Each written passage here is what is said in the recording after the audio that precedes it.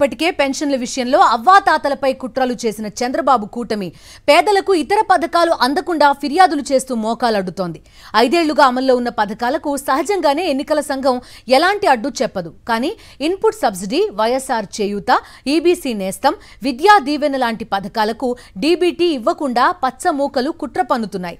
ఓవైపు చివరి దశ చెల్లింపుల కోసం ప్రభుత్వం ఈసీకి లేఖ రాయగా కూటమి నేతలు మాత్రం దాన్ని అడ్డుకునే కుట్ర చేస్తున్నారు.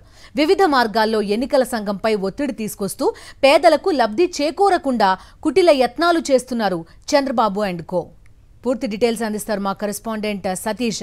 సతీష్, చెప్పండి, ఇవన్నీ కూడా 5 ఏళ్ల క్రితమే అనౌన్స్ చేసినవి, ఆల్రెడీ అమల్లో ఉన్నవి. వీటిని జనరల్లీ ఎలక్షన్స్ ఉన్నప్పటికీ కూడా అడ్డుకోరు. ఇక్కడేమన్నా మారే పరిస్థితి ఉందా? ఏపీలో ఏం జరుగుతోంది అసలు?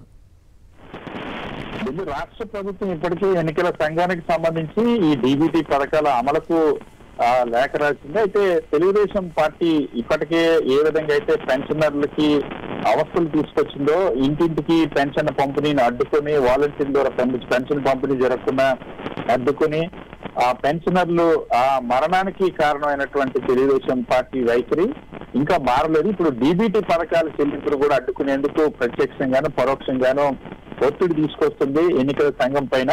వాస్తవానికి గత 5 సంవత్సరాల నుండి అమల్లో ఉన్నటువంటి డీబీటీ పథకాల చెల్లింపులు, కొన్నింటికి సంబంధించిన చెల్లింపులు పెండింగ్ లో ఉన్నాయి. ఆర్థిక వనరులన్నీ కూడా ప్రస్తుతం ఇప్పుడు రాష్ట్ర ప్రభుత్వం దగ్గర అందుబాటులో ఉన్నాయి. అయినప్పటికీ కూడా ఎన్నికల కమిషన్ పరిధిలో ప్రస్తుతం అధికార యంత్రాంగం మొత్తం ప్రభుత్వ వ్యవస్థ, నిర్వహణ వ్యవస్థ ఉంటుంది కాబట్టి ఎన్నికల సంఘానికి అనుమతి కోసం లేఖ రాసింది. అనుమతి కోసం లేఖ రాసి చాలా రోజులైనా ఇంకా ఈసీ నుండి ఎటువంటి క్లియరెన్స్ రాలేదు. ముఖ్యంగా ఏవైతే కొన్ని పథకాలు ఉన్నాయో, అటు ఆ రైతులకు సంబంధించినటువంటి ఇన్పుట్ సబ్సిడీ దగ్గర నుండి ఈబీసీ నేస్తం సంబంధించి వైఎస్ఆర్ చేయూత, ఇన్పుట్ సబ్సిడీ, విద్యా దీవెన చెల్లింపులన్నీ కూడా పెండింగ్ లో ఉన్నాయి. వీటికి ఈసీ నుండి అనుమతి కోసం ఎదురు చూస్తా ఉన్నారు.